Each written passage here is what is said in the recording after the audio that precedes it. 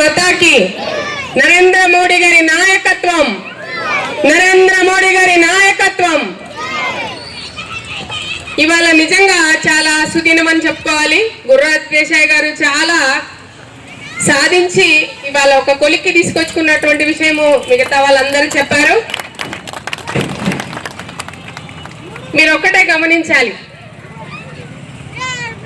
Bharatiya Janata party కండువా ఎప్పుడైతే మన భుజస్కంధాల మీద ఉందో ఆ రోజే మనము ఏదైనా సాధిస్తాము అనే విషయాన్ని మనసులో పెట్టుకొని ముందుకు నడవాలి. మీ అడుగులో అడుగు వేసుకుంటూ మా జిల్లా అధ్యక్షుల వారు మీకు సపోర్ట్ ఇస్తూనే ఉన్నారు. అలాగే రాష్ట్ర అధ్యక్షుల వారు మనకు ఒక 4 కార్యక్రమాలు చెప్పారు. అందులో భాగంగా మన ఊరు మన జెండా, చేరువ, మన్ కీ బాత్, భారతి అంటూ 4 ప్రోగ్రాంలు పివిఎన్ మాధవ్ గారు భారతీయ జనతా పార్టీ మన రాష్ట్రంలో కూడా ముందుకు వెళ్ళాలని ఆయన ఎంతో కృషి చేస్తా ఉన్నారు. దానికి ఆధారంగా ఇవాళ మనం చూస్తా ఉన్నాం. ఇలాంటివి ఇంకా మనకు 6 నెలల సమయం ఉంది. 1 నెల క్రితం నుంచి ప్రయత్నం చేస్తే ఈ రోజుకి సాధించగలిగారు మన గురురాజ్ దేశాయ్ గారు.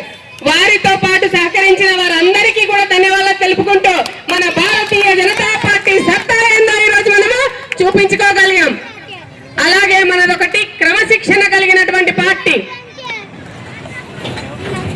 మనకు అంత్యోదయ అనే ఒక సిద్ధాంతం కొరకు పనిచేస్తున్నాము.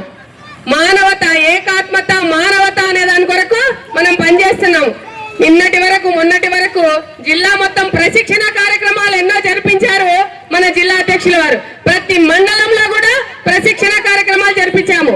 దానికి కారణం ఏంది? భారతీయ జనతా పార్టీలో ఉన్నటువంటి సిద్ధాంతం ఏంది, ఏ విధంగా ఉండాలి పార్టీలో ఉన్నటువంటి నాయకులు అనే విషయము మనం ఆ ప్రశిక్షణలో తీసుకున్నాం. కాబట్టి ఇవాళ మేము ఎంతో ఓర్పుతో, సహనంతో ఉండి మాకు ఉన్నటువంటి మా అవకాశాలను, మాకున్నటువంటి మా ధర్మాన్ని మేము నిర్వర్తిస్తూ మేము చేయవలసిన కార్యక్రమాలు ఏమైనా కూడా చేయగలిగే సత్తా మనలో ఉందని చూపించుకోవడానికి మాకు ప్రశిక్షణ మాకెంతో తోడ్పడతా ఉంది. అలాగే ప్రతి అడుగులో కూడా మనము ఒక సిద్ధాంతం కొరకు పనిచేస్తూ మనతో ఉన్నటువంటి వారిని మనలో చేర్చుకుంటూ ఇవాళ ముందుకెళ్తా ఉన్నాం.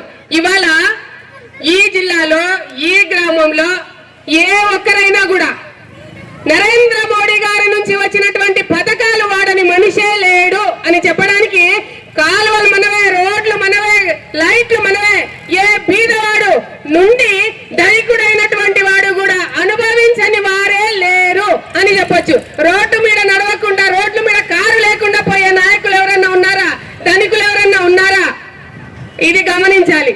ఇవాళ బీద వాళ్ళ నుంచి కూడా ఇవాళ ఆవాస్ యోజన కింద ఒక ఇల్లునిచ్చినా కూడా, జల్ జీవన్ కింద ఒక వాటర్నిచ్చినా, అన్న యోజన కింద భోజనం పెడతా ఉన్నారు.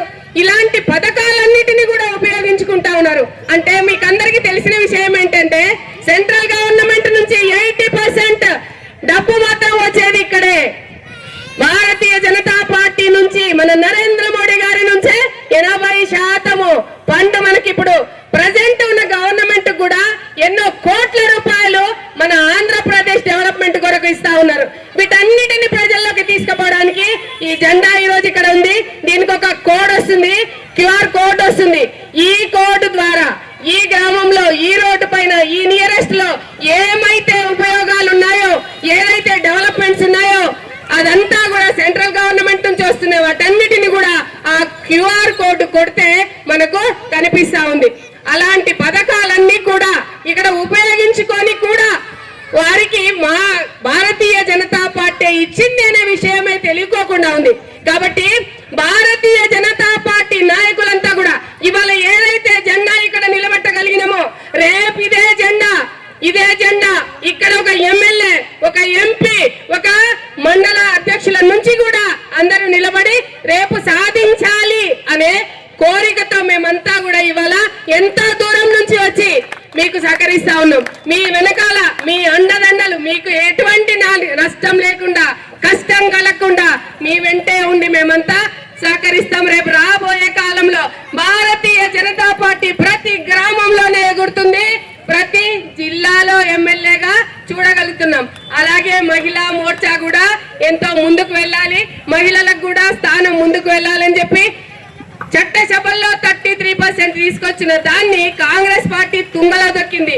దాన్ని వచ్చే వరకు కూడా మేము సాధిస్తామని, మాకు కూడా మీరందరూ కూడా సహకరించి ఇదే గ్రామంలో కూడా ఉన్నటువంటి మహిళలకు మీరు సహకారం అందిస్తూ భారతీయ జనతా పార్టీకి మీరెంతో అండదండగా ఇంకా ముందుకు తీసుకువెళ్ళడానికి మీ ప్రయత్నం మీరు చేస్తూ ఉండాలని మీకు అందరికీ సపోర్ట్ గా ఇస్తూ ఇవాళ ఈ జిల్లా పార్టీ నాకు ఇచ్చినటువంటి అవకాశానికి వారికి ధన్యవాదాలు తెలుపుకుంటూ, రాష్ట్ర పార్టీకి కూడా ధన్యవాదాలు తెలుపుకుంటూ, భారతీయ జనతా పార్టీ